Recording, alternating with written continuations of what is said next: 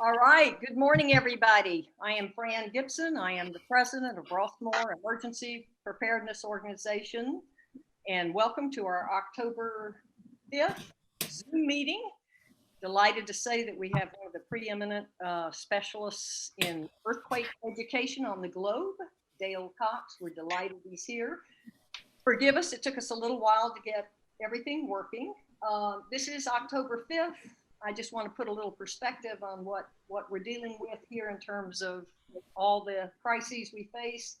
It was 279 days ago that 9 months, in other words, the first index case of COVID-19 in the world.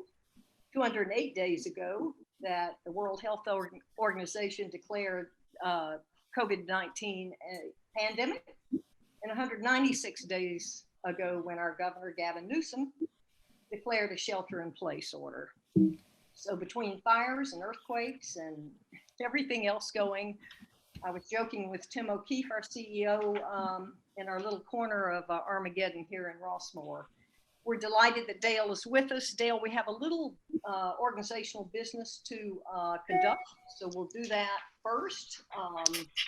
And then we're going to save the time. I've asked all my reporters to be as quick as they can be. That includes the loquacious president. Those of you who do not know me, my background is public health, which may be a skill set that as we go forward will increasingly be important. We are going to, our November meeting, I am very pleased to say, is going to be on wildfire behavior. Chris Bachman, our relatively new fire marshal for the county, has graciously agreed to join us. We're going to have a group of academics from San Jose State University, the Fire Weather Research Laboratory. They are experts on meteorology and fire behavior. Dennis is going to find somebody on the Walnut Creek Police Department. And hopefully Tim O'Keefe will also join us. That meeting will also be co-sponsored by Rossmoor CERT. Just a quick reminder for those of you who've not paid your 2020 dues, we have a button on the homepage of the Rossmoor website, rossmoor-epo.org. Click on that button and our wonderful treasurer, Mary Spear, will let you know if you're up to date or not. And our dues are a whopping $5 a year. So I think that's good. We've had a wonderful series. I've gotten a lot of plaudits back from residents more than from members on the series that we did during the National Preparedness Month, which is September, with CERT, with Marcia McLean, and with Anne Marie Jensen. The three of penned, as you may have seen, a series of articles. I think that's really important because we have many residents who either don't know who their local coordinator or EPO team is. It's just a good way to get that message back out to the community that it is solely the job of every household here in Rossmoor to get themselves prepared. We stand willing to help, but we need to do that. Many of the Rossmoor residents who got in touch with me to praise us for the articles said, do I have to be a coordinator or an EPO team member? Do I have to be a coordinator or an EPO team member to join Rossmoor EPO? So I think in the future, I'm going to insist that, no, that's not the case. If you'd like to support the important work we do, please join us. We'd love to have you. And I want to praise Harris Greenberg again. He's just moving us down the road. It's really important to me as your president that in terms of our core mission for EPO, to help get our residents prepared, that we make certain that our meetings are open to all, including folks who speak English as a second language. Harris has just added that to our, he'll be adding that to our, both to our videos of these meetings and to our YouTube channel. That's great. And then we're also adding closed captioning, which I think is great. We're going to run through quickly some ground rules. Harris, will you go through the ground rules so we can help our attendees have the best possible chance to have a great experience with us? Thank you. Okay, Fran. So we do have a pretty full meeting, almost 100 people in attendance. And so automatically muted all attendees' microphones. You will have a chance to participate by adding questions in the chat control, and we'll address those questions at the appropriate time after the main presentations. Only the microphones of the presenters are unmuted, and we ask everybody, if you're not a presenter, to please keep your video off. Again, you can submit use the chat control at the bottom of your screen to add your questions, and Christine Monson will be watching the chat and summarizing them and directing them to the presenters. We are recording the meeting, and they will be going to our YouTube channel, which is where we then add the closed captioning and the subtitles in different languages. They're not going to appear during the meeting, but they will show up in the recorded videos that you'll be able to access on the EPO website. And so there's the agenda for you. I'll lay out the whole thing here, and then you can address it. Take it away, Fran. I also, Harris, want to compliment you on a new edition that we're doing, which you recommended. We now have a table of contents. So when you're watching our meetings, you want to skip down to the thing you want to see or hear, it's there for you. Harris just keeps making us look better and better. Marcia McLean is the head of our nominations committee for our 2021 officers. And she's going to give a report on that process. And then per our bylaws in our November meeting, we will actually have a poll, and people will vote for the officers. So thank you, Marcia. Sure. Hi, everybody. Thank you very much for coming. I want to welcome any of the Rossmoor area certs that are here. It was my pleasure to work with Karen Lemley and John Witterstrom, and we very fortunately, our job was very simple and easy because everybody who was on officers this year have decided to be there next year. So we're very excited about that. And you can see on the screen who they are. And next month we will have the elections.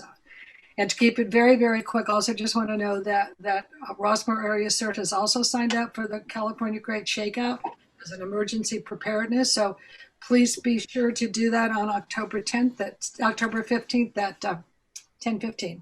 Excellent.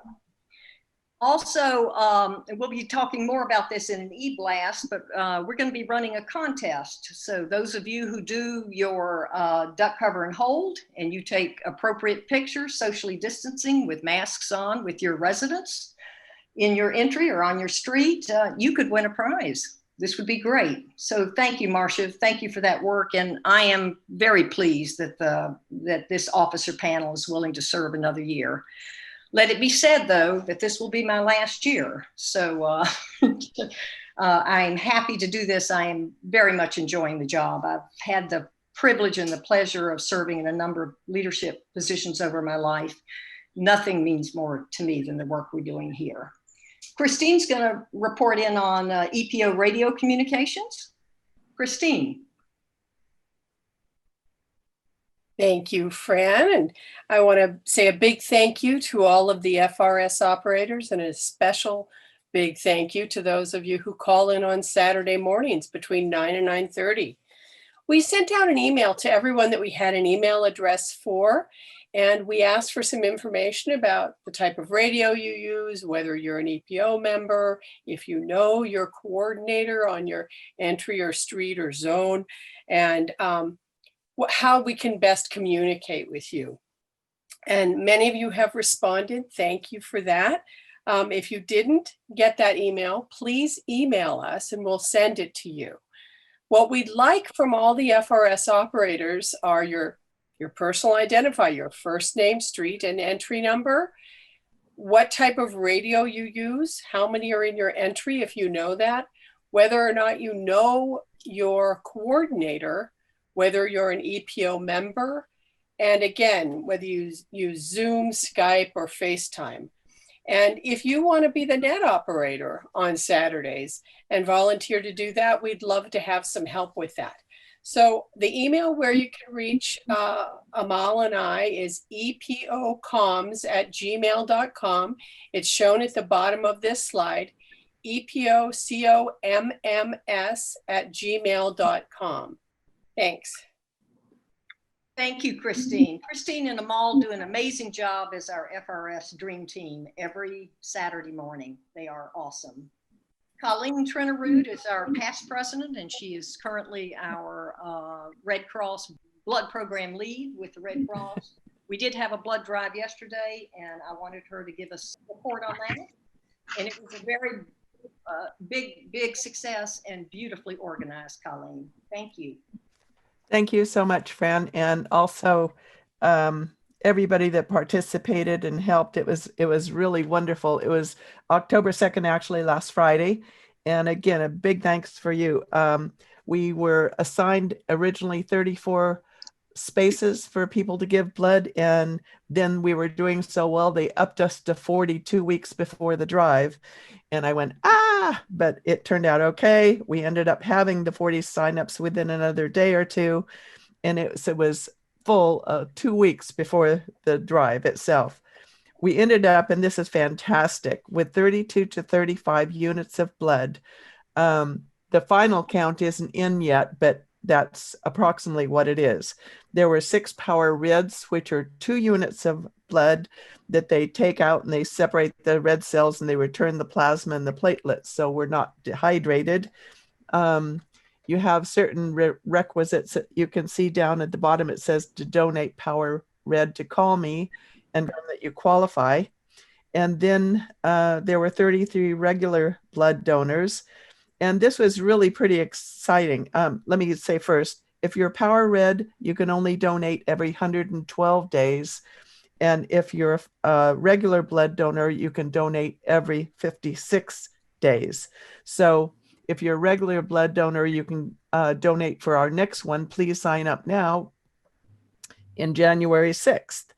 And one of the things that really did excite me tremendously is that we had 22 first-time donors. That's huge. So thank you so very much. There's a slide here that tells you really pretty much all the information that you need to know. And I believe it's also going to be on the website, Fran, isn't that correct? Yes, indeed. And if you can see up here in the upper left-hand corner, I want to give a big kudos out to Fran because she designed the Red Cross Rossmoor EPO blood drive sign that sat out in front of our the fireside room when we had it. So just thanks again to everybody for supporting this. We're literally saving lives when we do this. And I think it's such a natural to have it under the EPO. So thank you all very much.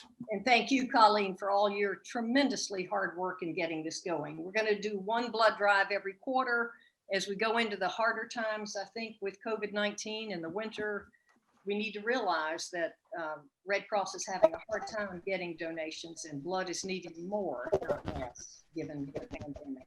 Thank you again. Dennis Bell is and GRF continues to follow the county protocols for health orders. Most recently, we were able to open up the gym for 10% capacity requiring reservations, and that seems to be going well. We'll continue to monitor the county health orders and make changes as necessary. Thank you, Dennis. Thank you very much. And now on to our very special speaker and presenter today, Dale Allen Cox. I'm going to take a few minutes to introduce him. The first time I ever heard Dale Cox's name, I've never shared this with him. When I retired from college teaching, I was a coastal advocate in my position as president of Coast Walk California. And Dale organized the National Oceans Conference in 1998 in Monterey. And I can remember his name being lauded by the executive director of the California Coastal Commission, and Peter got that right. Dale was project manager for the United States Geological Survey, science application for risk reduction. Science is a word I value and love these days when it's coming in for some hard times. When Dale was project manager of the United States Geological Survey's multi-hazards demonstration project, he and 300 other scientists had what I think is an amazing public health idea. They decided that they would create something called the ShakeOut earthquake scenario. And out of that has grown the shakeouts that we see worldwide. Dale received the Eugene Schumacher Award for the Great Shakeout Campaign. That is the largest worldwide emergency preparedness drill on the globe. He deserves that and more. Dale, we want to welcome you and thank you for coming, and thank you for all the work that you do, and particularly the public education. And Dale's going to talk about two aspects, ShakeOut and then a project that he's done called HayWired, and he'll give us exactly the reason why it's called HayWired, the high-tech portion of it. And please keep in mind that Walnut Creek, the city we live in, is a partner with HayWired.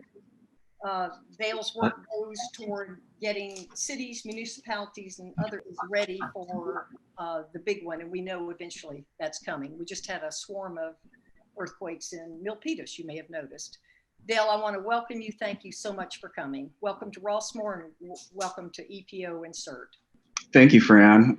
That was one of the most interesting introductions that I've heard. I didn't know I haven't heard about the National Oceans Conference for a long time. And as you probably know, Marsha McNutt, who I worked with closely there, became the director of the USGS. And now she's gone on to bigger and better things. And so anyway, thank you for giving me the opportunity to present at Rossmoor again. Your community is amazing, and your preparedness is stellar. I gotta tell you, that's one of the reasons I like presenting here. And then secondarily is the fact that I have a daughter that lives in Pleasant Hill, and she is your East Bay Mud representative, Catherine Horn. I don't know if you know her name, but she was here yesterday at my house with my new granddaughter, which was born during the time of COVID, so just in June. Okay, I have Keith Knutson's name up here first because we were co-presenters to the EPA last Friday, and I used the same presentation. So I do want to recognize Keith, also Ann Wine, who helped me co-lead the HayWired Scenario, and she'd been working with on every one of our scenarios, as well as Keith Porter at the University of Colorado. Keith is an eminent seismic engineer, and Lori Johnson, who is stellar. She is now with the California Earthquake Authority.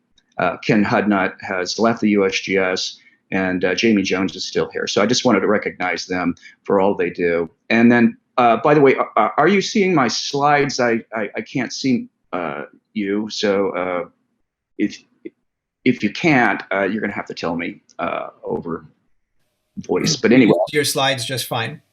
Okay, thank you. So I'm pulling up this slide to just kind of show what the USGS has to offer in the ways of earthquakes. Obviously, we do a lot more than just earthquakes. However, I work with I'm at headquarters, actually. I'm not located there. I'm located in El Dorado Hills, California, not too far away from you. But that puts me in close proximity of California Offices of Emergency Services, which are in Mather, California, just near Rancho Cordova. So after an earthquake, you can expect to receive almost immediately an interactive map, regional information about what we've done. And then we also have this element where it allows people to go on the website and tell us how much shaking had occurred where they were at, which is very useful information. That all is fed back into our modeling. Within 5 minutes, we'll give you the shaking intensity and what's called Mercalli scale. That is tied to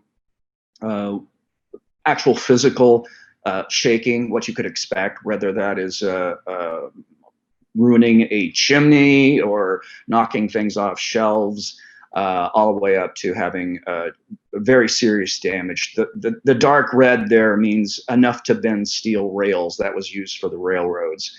And then within about 20 minutes, we can tell you how much loss of life would be expected, how many fatalities, as well as the economic damages of that earthquake. This is particularly big for mobilizing those people that need to help out worldwide. And also the ground failure estimates, landslide and liquefaction. You're going to hear me talking a lot about that in this presentation. I think you know something about it, as well as aftershocks. Aftershocks happen after every earthquake. Sometimes months, years later, you can still get aftershocks from one large earthquake. They most likely happen closest to the time of the earthquake, and then start to die off after that. But some of them can be actually bigger than the main shock. Just want you to know that. We also, our earthquake seismic sensors worldwide also give NOAA an idea of what kind of tsunami you can expect from a large offshore earthquake, or and that is served by NOAA at tsunami.gov. And something new that we have now, which is Shake Alert. This is also called Earthquake Early Warning. And you can get up to 2 minutes of warning before the shake happens, but that would be an earthquake that would happen quite a distance away. So by the time it got to you, probably not too much shaking would occur where you're at. And also, if you happen to be, and now we're working on the HayWired Scenario. We released volume 1 and 2 of that, and the economics data coming in for that right now. And then also we're evaluating all of our scenarios. Now, so just to let you know on ArcStorm, and we haven't had an earthquake since a big earthquake where it affected a lot of people. Obviously, we've had big earthquakes like the one we just had recently in Central California. And but we have had something similar to the ArcStorm scenario. So in 2017, the same amount of precipitation that we simulated in the ArcStorm scenario actually fell. But as you can see in this graph, it fell in 80 days or 88 days as opposed to the 23 days that are in the ArcStorm scenario. So that duration was very important. We were able to contain it, but where it fell as snow, we downscaled ArcStorm before this in 2010 in the Tahoe Basin, and with the downstream impacts to the cities in Nevada. And everything that we said would happen in the scenario actually happened in 2017. Also in 2017, in the original ArcStorm scenario, we said you could expect a dam spillway to collapse. And we didn't want to go into collapsing dams at that point because of the, we didn't want to give bad actors any ideas. But we did talk about the spillways. And as you know, Orville Dam did fail. The spillway failed in 2017. And by the way, I spelled Guerneville wrong here. I apologize to anybody from Guerneville. I'll go past these because I've been rapping along. So now we're in a pandemic, okay? And there have been other scenarios for actually COVID-19 prior to us getting COVID-19. And this comes from the World Health Organization's practical guide for developing and conducting simulation exercises for a coronavirus type of scenario, a novel scenario. I just wanted to point out a couple of things in here, just under the idea of social impacts, what you might consider in 2018 for a pandemic, which would be school closures, markets and store closures, cancellations of public events, rumors and misinformation. I think you can put in there, well, I'm not going to go too far into that. Negative media coverage of the government's response, shortages of basic commodities like medicine, food, and fuel. We didn't have a shortage of fuel, but we did have that shortage of toilet paper. Also disruption of essential services like transportation, energy, and water, as well as civil unrest. Now, you know, they know this because they have experienced a lot. The World Health Organization I'm talking about has experienced a lot of pandemics around the world, and these are the sort of things that happen. So these are sort of no-brainers. And so we have those as well here in the United States, and particularly in the Bay Area. We know, for example, that we're going to have an earthquake in the Bay Area. We can expect a 6.7 earthquake or greater since 2014 to 43, that 72% chance. If there was a 72% chance of rain today, I think I would put on a raincoat.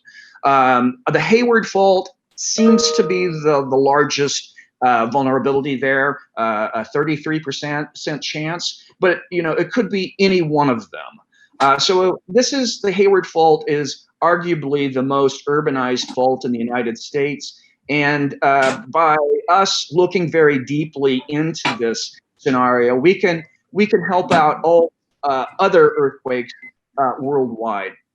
So I'm not going to go too much into our objectives. Obviously, we want to improve the communications, inform and reduce earthquake risk, and then also help other communities recover from earthquakes. But we wanted to get more in-depth on what benefits we could get from earthquake early warning, how we could facilitate conversations about lifeline restoration, these interdependencies. The previous scenarios that we did, ShakeOut, the tsunami scenario, and ArcStorm, led us to this idea that we really have to work on these interdependencies, as well as building code performance. After the Christchurch earthquake, people had buildings there that were up to code. But what exactly does that mean? And I will tell you a little bit more about that later on. And would the public be ready to spend a little bit more on a building to make sure that it is better prepared? And then also anticipate environmental health issues, engage the stakeholders, which we have done with all of the scenarios, but particularly as it pertains to the vulnerabilities and resilience of the cyber infrastructure and the internet economy. We have not had a major earthquake in any city in the United States since the World Wide Web. Okay, that a lot of things have changed. And then also provide materials for you guys, emergency managers, business continuity managers, and those that provide for recovery exercises. So when we do these scenarios, we start with the geophysics. In this case, what happens? We have ground shaking, landslides, liquefaction, and the main shock. Okay, what does that do to the buildings, the lifelines, the structures, and our codes, as well as something called fire following earthquake? And then the social and the economic consequences, particularly communities at risk, the internet economy, earthquake warning and forecasting, and environmental health. And these are the ones that we're working on right now. And we also, as we did with ShakeOut, we created something called the Outsmart Disaster Campaign that has now been given over to an organization within the state of California. And they will be looking not just at earthquakes, but all scenarios and all hazards that we have to be dealing with. And we're dealing with all of those right now. And one of the things that I'm responsible for are what's called the cascading impacts of natural hazards, and also concurrent perils, as they're called. For example, if we had an earthquake right now during the time of COVID, that would be just the kind of thing that we're looking at. But now we've got not just the threat of earthquakes, we've also got the threat of fire and as well as COVID going on. So what we are simulating in our scenario is a 7.0 earthquake on the HayWierd Fault. We had it happen at April 18th, 2018 at 4:18 in the afternoon. When we started this earthquake, that meant that people would still be in their offices and there would be a commute home. There are still some people in their offices and they're going to have to commute home, but not as many for sure as we postulated. So the rupture would start in this case in Oakland and then move 53 miles down to Fremont. But this earthquake could happen differently. It could start in Fremont and go the other way, or it could start somewhere in the middle and then radiate out from there. So the HayWierd earthquake describes 51-mile rupture with up to 6 feet in fault offset, either in the form of the seismic slip as when the earthquake happens, and then with what's called after slip. So after the earthquake happens, the earth still moves. And we know this because we have seen those offsets in streets and sidewalks in the Bay Area because after slip is still happening, and a slip is still happening, and it happens much faster after an earthquake, of course. I'm not sure that you're going to be able to see this animation, but I'm going to try. If you can tell me if you do, you can see up here where there's a time, and then over on the left side, you see the earthquake happening, and there's the blue, that's the P wave that is radiating out. If you remember the Mercalli scale I talked to you about, that blue would be sort of, some people may have felt it, other people may not have felt it. You can now see these deep rolling waves, and then that deep red, which I said is enough to bend steel rails. And this is really what the earthquake would look like. This is if you had this sort of catbird seat, and it had to be exaggerated somewhat to be able to see it. Otherwise, we would not. But this is really kind of how things work. The smaller houses would ride those waves like a small boat in the ocean, but big, tall buildings don't fare as well in this situation. And it also creates landslides and liquefaction along those hills that you see. Now, you see this shaking. It's 65 minutes into it at the San Jose. And just to let you know that the Northridge earthquake only shook for 7 seconds. And so, when they say, when I work with the fire departments and the emergency managers, they go, "Oh yeah, we know all about earthquakes. We worked on Northridge." And I'd have to say, well, a big earthquake, a 7.8, the ShakeOut earthquake would shake for something like 2 minutes. And, you're not prepared. So just go with that. In any case. So I talked to you about the fault slip a little bit, and the after slip and the aftershocks. We ran many simulations of the aftershocks. It's something called Omari's law. So you can expect to have X number of earthquakes along or aftershocks after a main earthquake. And those can jump fault. So as you can see, they did here. There's the San Andreas fault that is moving up, where it sort of bifurcates at San Jose, and then off into the HayWired fault there. And so the largest, we had something like 16 to 18 aftershocks magnitude 5 or greater, with the largest being a 6.5 in Cupertino. That's probably not the way it is actually going to happen, but that is certainly scientifically plausible. And then we did an analysis so that we knew, we could separate what damage occurred and what fires occurred after the main shock as opposed to the aftershock, so that we would have better understanding of the economic and the structural impacts that you can expect. Also, landslides and liquefaction. So when you shake the earth, it's kind of like a sponge. The water tends to rise and buildings tend to sink into the ground. As you can see, the buildings from 1906 earthquake, that's not the 1906 earthquake, but that is the Loma Prieta earthquake. But believe it or not, there's still buildings that exist after the 1906 earthquake, and they have these very small doors and very small garage doors because that bottom floor is underground. So interesting side note, you'll have to look up those. This is what so when our building codes right now are for life safety. That means the building won't kill you. It won't fall down on you. That doesn't mean that it's going to not be red or yellow tag. That means if it's red tag means you're not going back into that building until significant, or it has to be torn down, or the yellow is like you're going to have to do significant repairs in order for that building to be habitable again. However, if you build for immediate occupancy, that would only be about, if on a $200,000 home mortgage, that would only be about another $20 a month to assure that your building would be habitable after an earthquake. And we did surveys with the public on this, and it was overwhelmingly positive that they would do this. And then we also wanted to look at earthquake early warning and drop, cover, and hold. Would you have enough time to do that sort of thing? Well, not everybody would, obviously, because the earthquake is not going to give people a lot of time for those people that are right upon it. But others could have enough to prevent at least 1,500 injuries, and those injuries would be worth at least 300 million. So it's a good thing. We also got to practice with BART. They're using it to be able to stop trains and other things like that. I always said if I was getting LASIK surgery, it'd be nice to have that stop, right?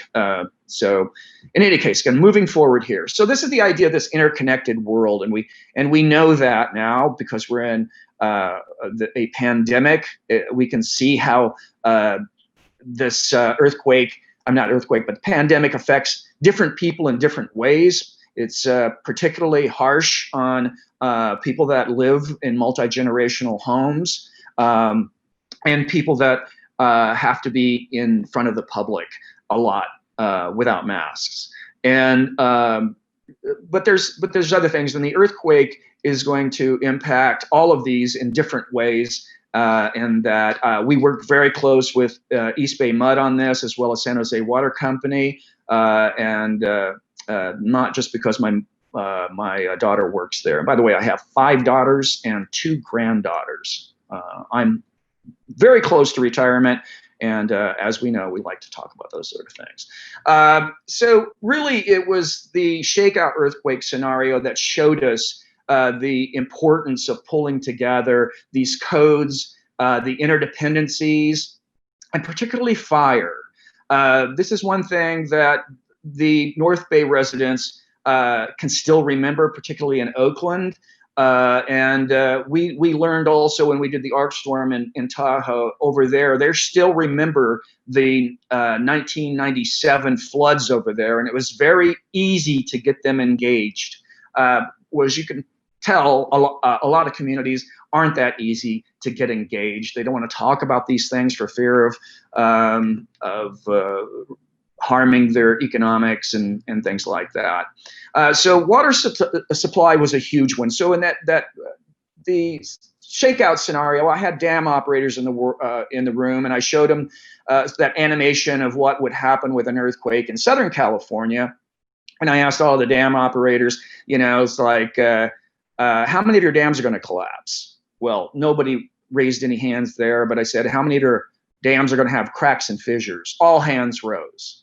It's like all of you would have dams. And how many of your dams? It'd be all of them. Well, what do? Well, we have to let the water out. Really? That's a big issue for the fire departments. Okay. What we learned from HayWired is that your water in some areas are going to go out for weeks, but on the east side of the range, it would probably be more like months. So water is a huge issue. When the water goes out, so does the economy. And it is probably the largest or most vulnerable, largest vulnerability that we have because of the economics associated with that. There's a lot of asbestos and pipe, and as well as cast iron pipe, and they're very, very brittle. They're trying to replace that as much as they can, but that only is about 1% per year. Anyway, so a lot of the infrastructure is going to be impacted in different ways. All of them are going to have impacts because of the shaking. But for example, dams and water conveyance also have to factor in landslides. Water and sewer distribution is the liquefaction because they're located close to the bay. They need to, that outflow and inflow. And then as well as drinking water treatment and wastewater treatment would also be another. However, water and sewer and drinking water also, it will be impacted by fire.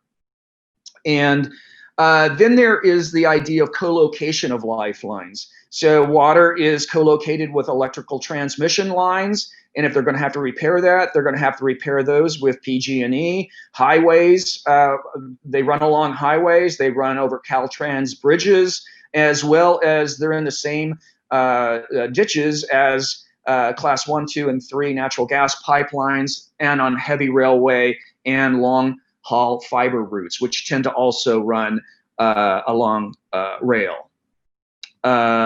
So the economic impacts were big, mostly from property damage.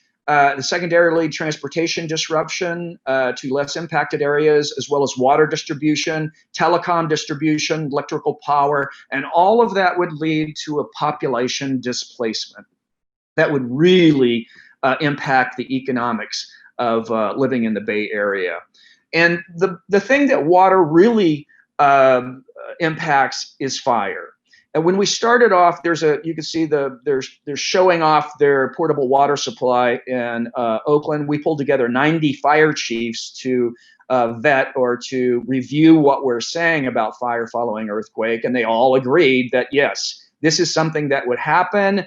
That there's only a limited number of people in a firehouse, and when they're not in a firehouse, a lot of them don't even live in the Bay Area. Some live as far away as Idaho or Hawaii. They come in, they work, and then they leave.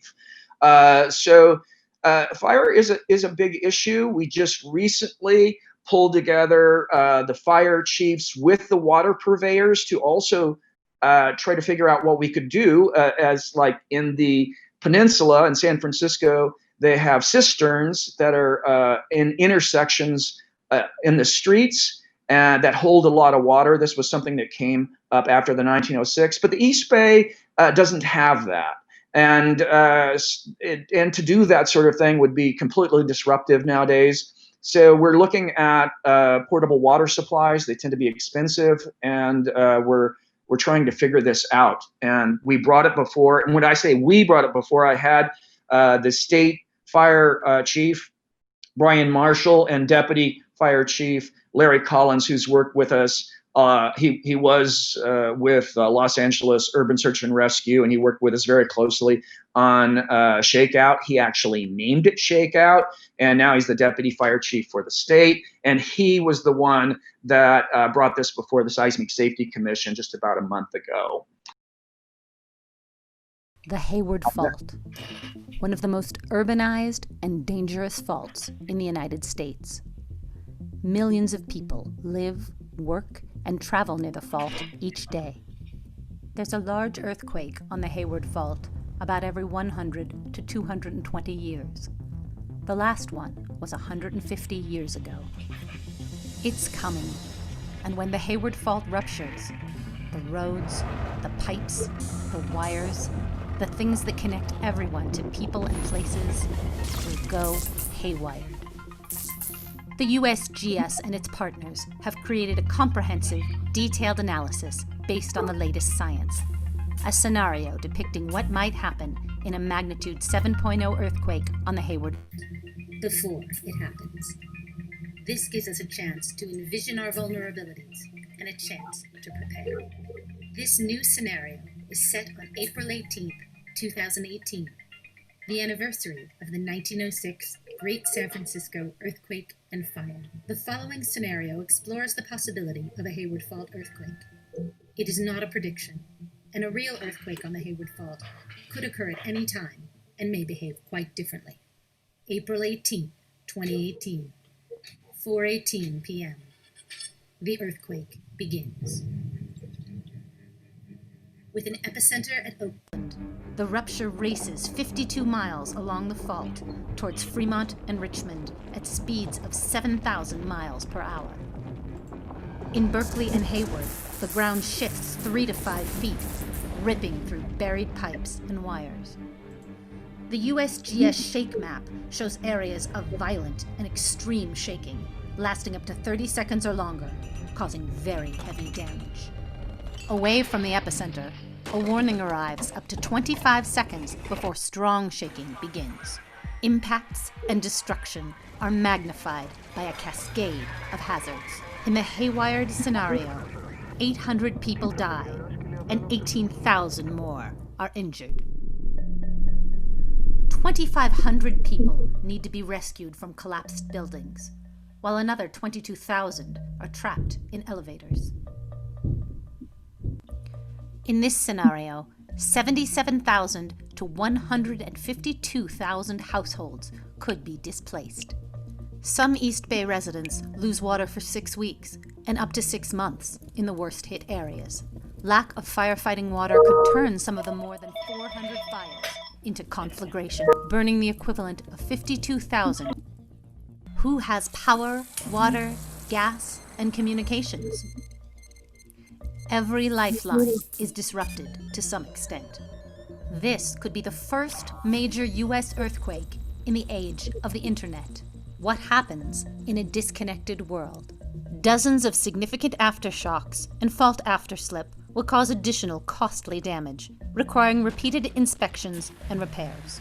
Property damage and direct business losses exceed $82 billion, mostly due to shaking, but also to liquefaction and landslides. Fires could cause hundreds more fatalities and an additional $30 billion damage, and would extend the duration of disruption. Few things are insured. How many people will move away? What will such a disaster mean to you, your family, and your community? Acting now can save lives and jobs, businesses, neighborhoods, and homes. The Bay Area has invested over $50 billion since the 1989 Loma Prieta quake, strengthening potential points of failure, infrastructure, and buildings. But these efforts need to continue and expand through your engagement. Use the HayWired Scenario. Doing so will reveal actions that will lessen business disruption and improve our ability to bounce back. More actions like these will reduce risk, and creation of the HayWired Scenario offers you an opportunity to do your part. Partners are continuing to come together to share interdependencies, resources, and solutions. Use the science. Come together, because together we can outsmart disaster. So, can you hear me, Harris?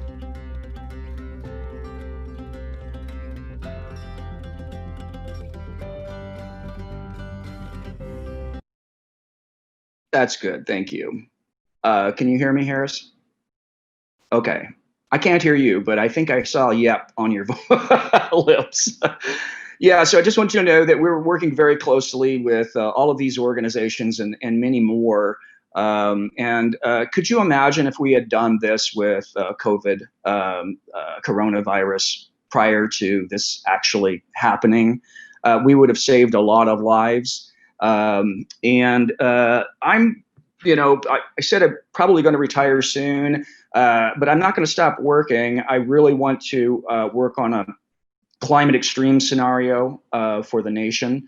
Because that is all about the idea of concurrent perils and also these cascading risks.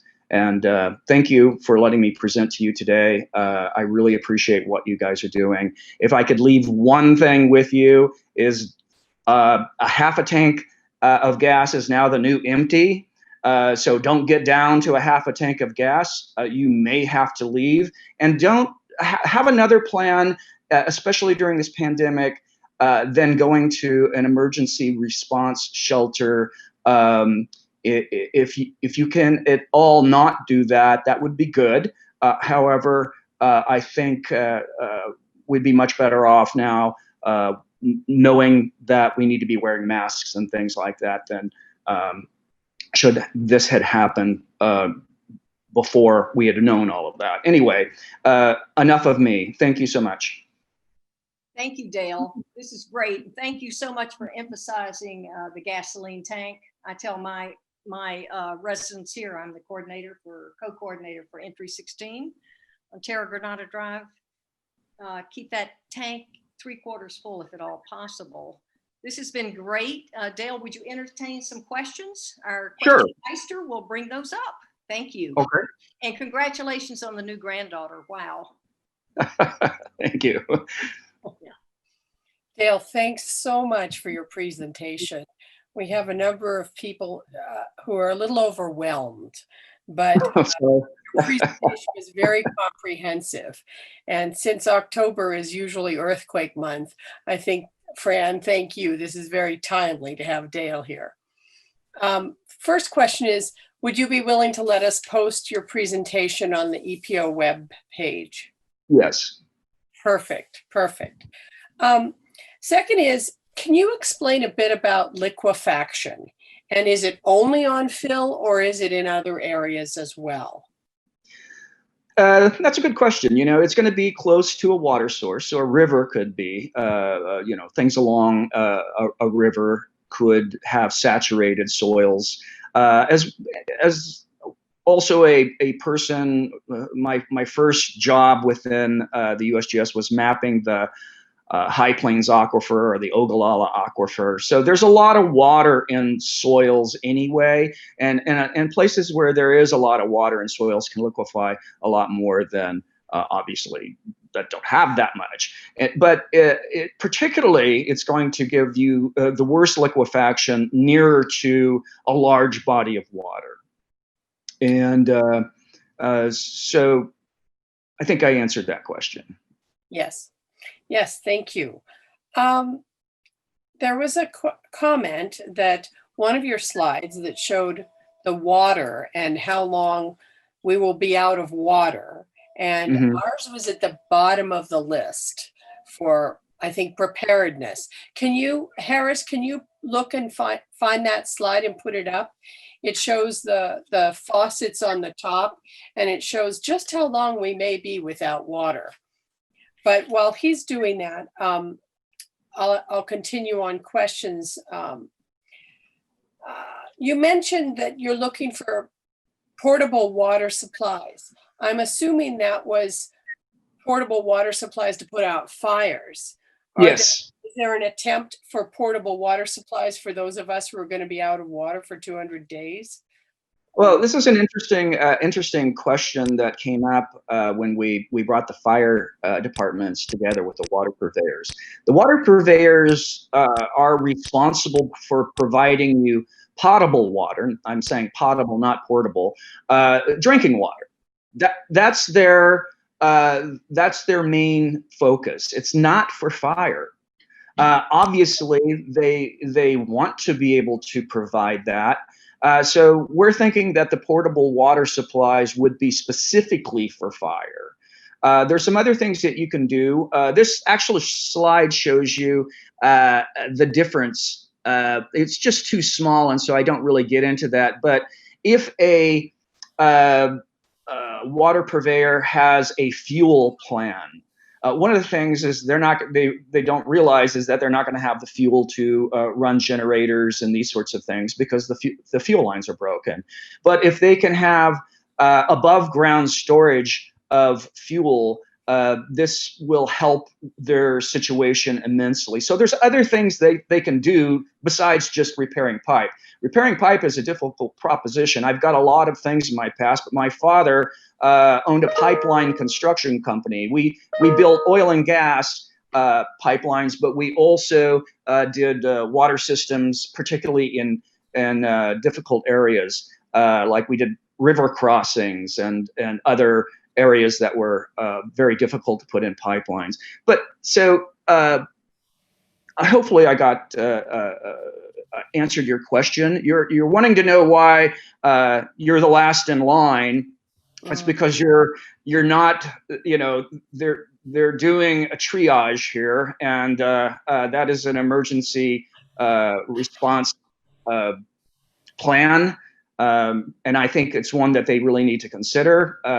And these scenarios help them better consider how to do that, or since they know now that they know, they can do something about it.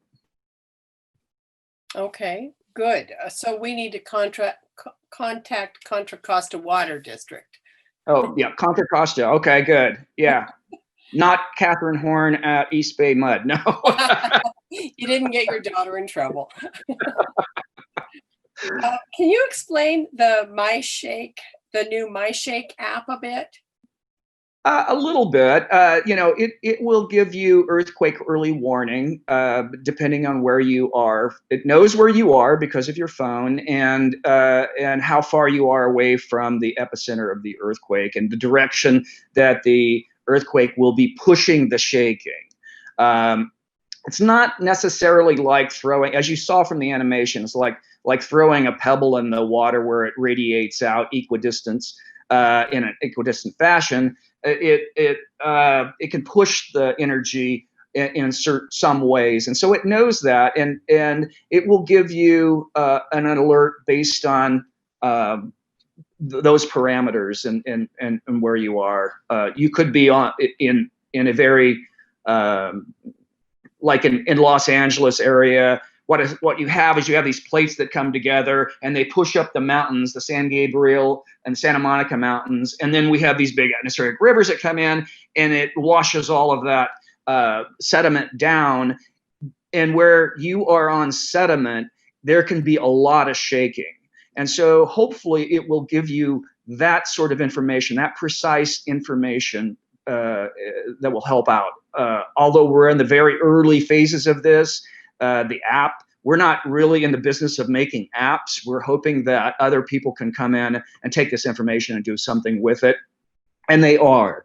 And there's a lot of apps out there that are trying to do this. And we can't really say, go to this one over another one. But the My Shaking one is the one that UC Berkeley is putting out. And they're a highly reputable group of very smart people. I think you're muted. Okay, Yeah, there you go. I was typing something and it was making noise. So half of Rossmoor has gas. Natural gas to our things. Whether they have gas in their tanks, I don't know. But is there any way to get an auto shut off for the entire main if there's enough shaking? Or right now, I guess each building, someone has to go and turn off the gas. So is there any thought of that? I know it's a PG&E issue, but you talk to those in the know. Yeah, when we talk about automatic gas shut off, we talk about it in a large scale. And as you know, I know that the technology exists for that. Whether or not you can do that in cooperation with PG&E, I don't know. You'd have to talk with them. Okay, so that might be something that we might want to consider for Rossmoor, rather Yes. And work with PG&E for that. Okay. PG&E, yeah, we tried to work with PG&E as much as we possibly could. They were being a little difficult at that time. They're much better now. So they've had a few examples where they need to be cooperative. Yeah. Let's see. Over the years, we've heard lots of things. Stand in the doorways, triangle of life, drop, cover, and hold. It seems like things change as everything changes in life. So what should we be doing now? So let me go back to a couple of those examples. You had mentioned standing in the doorway. So the reason that people stand in the doorway is because after the Fort Tejon earthquake in the 1860s, the only thing standing were doorways. And that was because the houses were adobe and they just collapsed. That is the only reason that people stand in doorways now. It does not make any sense whatsoever. Triangle of life is has no basis in fact. It is just one of these things that was in the early days of the World Wide Web. It was easy for people on social media to push something to their friends because they watched this and it seemed plausible to them. And when in fact, what they were talking about there didn't even exist. You know, the Mexican children and, you know, who were saved because of such and such. It didn't even happen. I don't know why the person did that, other than to create some sort of meme, I guess, to I don't know, or could be selling something. But drop, cover, and hold on is one thing that you can do, because we originally wanted to do this because there was a limited amount of medical resources, and if you're running out of a building, you're very likely to have something that is on the outside of the building fall on you. And there's also a lot of glass. If this happens in the middle of the night and you run out of your building and you do have a lot of glass all over the place, you're going to want to go to a hospital and have your feet sewn up. And we would prefer that you don't do that. Also, the amount of head injuries that happen in earthquakes because of things going back and forth in the room that aren't held down. You know, my bedroom right now has a couple of pictures up there, but I have them in such a way that they're not going to fall on my bed or going to fall on any of my children or pets or those sorts of things. So we're trying to make people just less of a victim in an earthquake. Okay, so drop, cover, and hold. Don't go outside. Now, Colleen and John Trinterud told me this a long time ago. Have hard-soled shoes by your bed, so That's we a good don't one. have to go to the hospital. And then drop, cover, and hold. So I think that's about it for questions. Fran, I turn it back to you, and I know you've got something to say about drop, cover, and hold. Yes, we on the Great California Shakeout. Thank you, Dale, and awesome and very comprehensive and a bit scary, but you know we need to get the attention of our residents here. We're going to run a contest. I'm going to be sending out an e-blast soon. I'll give you the information on that. I think Colleen and John Trinterud are the sole people, I might be wrong, the sole coordinators of all of Rossmoor last year who participated in the drill. So if you participate in the drill, we need to get the numbers up. We really do need to get our community participation up. And if you do something, if you demonstrate, when I was in North Berkeley, where I first heard about Dale in terms of, you know, drop, cover, and hold, we had 2 air mattresses. I had one couple demonstrate how to drop, cover, and hold correctly in a bed, and the other one was doing it wrong. And, you know, my neighbors got it. And we kept doing it year after year. So if you can think of something cool like that, you can send me, or Anne-Marie Jensen has agreed to be our judge of the contest. We'd love to see those pictures, and Ann Peterson would love to publish them in the Rossmoor News. Let's get going on. This is an important and valuable drill. We have people in wheelchairs here. We have people who are bedbound. We have people who are mobility challenged. Let's get some drills going here. But again, in the age of COVID, just to underscore what Dale said, the best practices are at the edge of science, just as we see in the coronavirus pandemic. A lot of stuff we didn't know in the beginning. We still don't know a lot, but we move at the edge of science. We go with science. And duck, cover, and hold on is the very best that we know. That's the very best way to assure ourselves that we have the best chance of staying alive and being resilient afterwards. Dale, I want to thank you for a wonderful presentation. This has been very helpful, and I will share with you the photos of our drill. Thank you so much. Yes, thank you. I love working with you guys. Okay, I'm going to let you go then. Thank you. Thank you. Bye-bye. Okay, bye. Thank you, Christine. My pleasure. Great, thank you, Harris.